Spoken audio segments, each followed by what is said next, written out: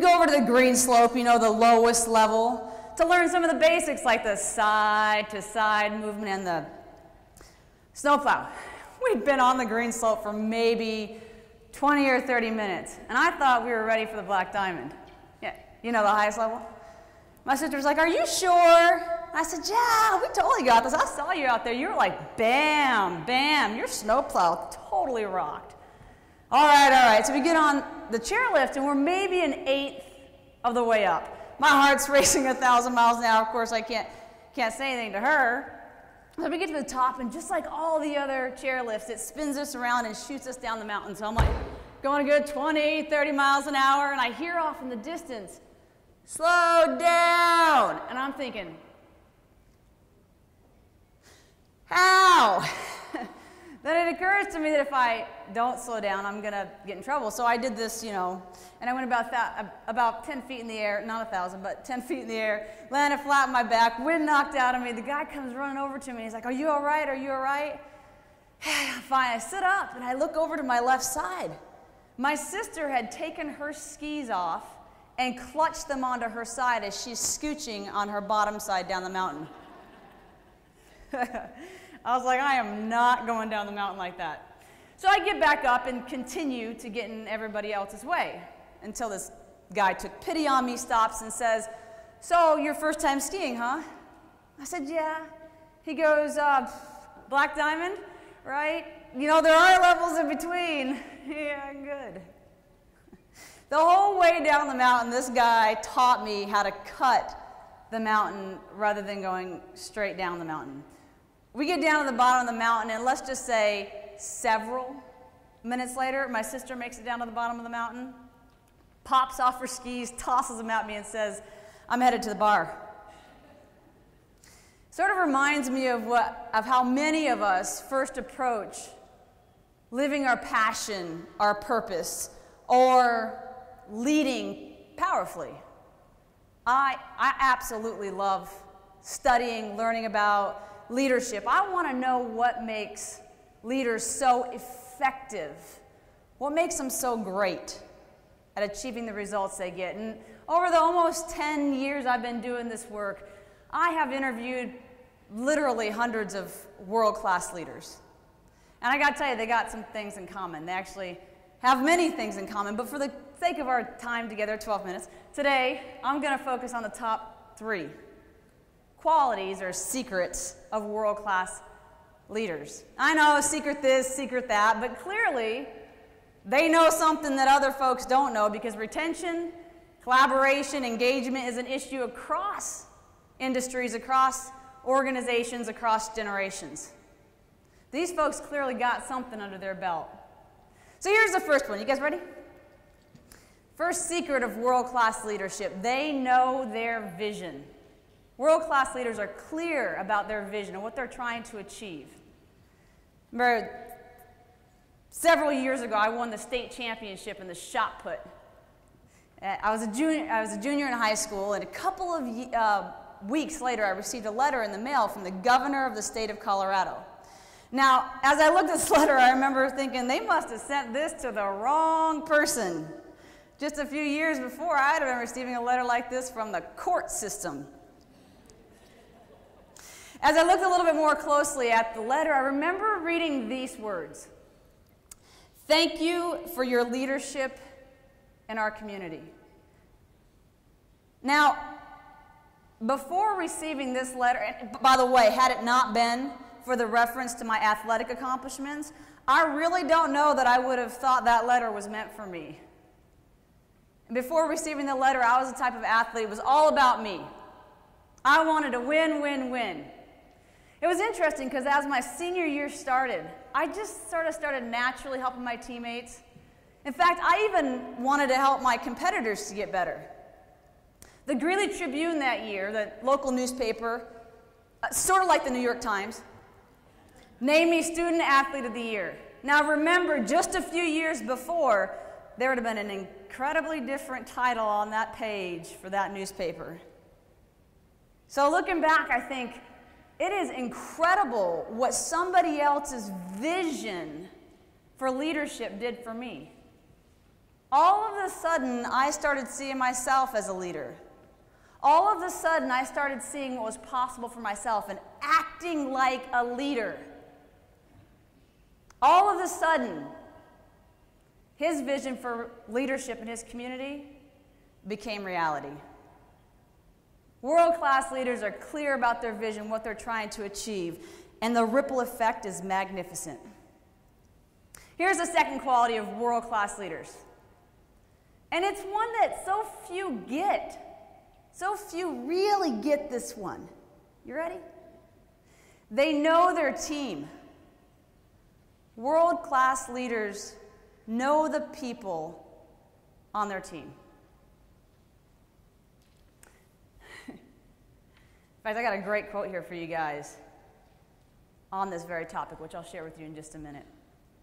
Has anybody ever been to Chincoteague, Virginia? It's about 3.5 miles south of here, right? Have you ever been to Woody's Barbecue? It is the best barbecue I have ever had in my entire life. It's right on the right-hand side. It's an all-outdoor restaurant right before you enter Chincoteague. And they literally have these trailers set up, and you go up to the window and you order your food. They also have all these fun games out there like tetherball and football and that bag throw game, yeah. The people there are just awesome. Like, not a single person that worked there wasn't just incredible. Like, people-centered, right? And so as soon as we were finishing our dinner, one of the owners, Larry, comes over to me, and I said, we strike up a conversation. I said, Larry, I gotta know, how do you attract such phenomenal people? And he says, you know, Misty, a lot of leaders have this wrong. They think, give them money bonuses. He says, I get to know the people on my team. He says, you see that kid over there? I said, yeah. He says, he loves surfing, but he would never buy himself the coolest surfboard out there, never. So I did, and he's been with me ever since I started the place 5 years ago. I said, Larry, I gotta tell you, I love big, beautiful houses right on the beach. Where's your application? World-class leaders are incredible. They know their team. They're incredible at knowing their team. It's interesting. Libby Sartan was, for 13 years, was a VP of Human Resources for Southwest Airlines. In fact, she's responsible for, or at least partly responsible for, I think a big way responsible for, Southwest Airlines being on the 100 best companies to work for list 5 years in a row. And then now she's the vice president of HR and chief people Yahoo at Yahoo. Of course, only at Yahoo would they have that title, chief people Yahoo. She says this, which I think really sums up the importance of knowing the people on your team. We have to make sure what we're doing is important and challenging. That they feel their jobs have real meaning, and that and that they are enjoying their work. Well, how can you do that if you don't know the people on your team? How can you ensure that they're challenged and that they're enjoying their work if you don't spend any time getting to know those people who are on your team? So, so important. Here's the third quality of world-class leadership. They are effective communicators. World-class leaders are effective communicators. Several years ago, I was coaching this young professional who just landed the job of his dreams with the company of his dreams. And 6 months later, he comes into my office and says, Misty, I'm going to quit my job. I was like, Jigga what? Just 6 months ago, you were excited about it. What happened?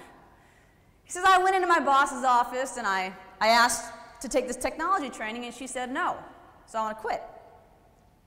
Why do you want to take this training? I asked him, and he lays out for me this piles of paperwork. And he says, if I get this training, I can help this company that we serve in this way, this company in this way. And he kept going on down. And he ended with, and I need to continue to develop myself so that I'm marketable in the marketplace, so that I'm more marketable in the marketplace. And I said, okay. Did you show any of this to her? He said, no. I went in there, told her I wanted the training. She said, no, I quit my job.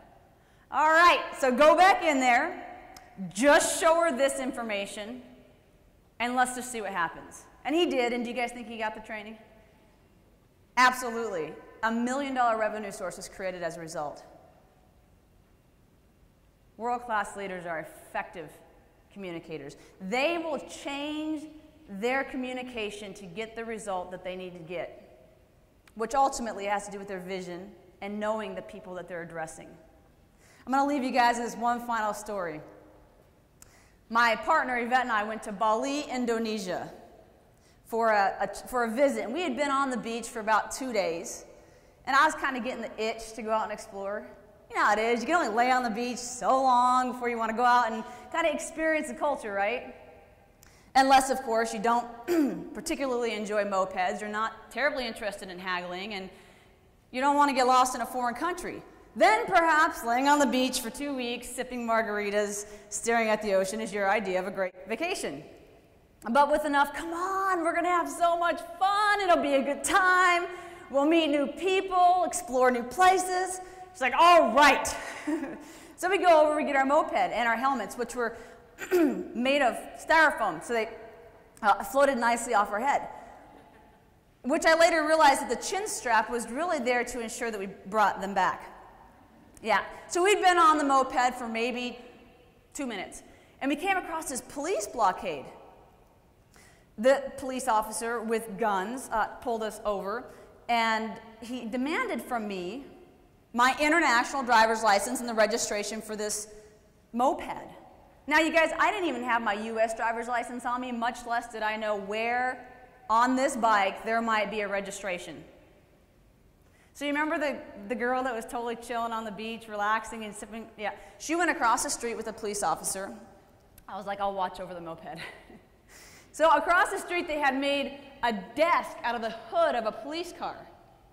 And I'm standing, safely across the street watching this whole thing go down. I strike up a conversation with another tourist. She says, oh, they do this all the time. It's their way of making some extra cash. We have an international driver's license, and they still demand cash. I was like, psh, who do they think they are? So I go across the street, and they're demanding the equivalent of $50. And Yvette is pretending not to understand them. Apparently, their threats to keep our registration didn't bother her in the least. Shoot, if that had been me, I'd have been like, here's your $50. I'm so sorry to have caused a disturbance, and I would have been out the door. Across the street on my moped and gone. No, this is what she said. Go ahead, keep your registration. What use do I have for it? And then when I told her about what the lady across the street said, she puffs up and she goes, I see what's going on here. So this is how you treat your tourists, huh? No, no, no. And the more they repeated no, the more she repeated what she was saying, until she finally threw the equivalent of $5 at them, snatches our registration, and takes off. Now that's effective communication. I was like the little girl hiding behind the big girl going, yeah, that's right. Please, dear God, don't shoot me in the back on the way out. You guys have been absolutely outstanding. Thank you so much for having me.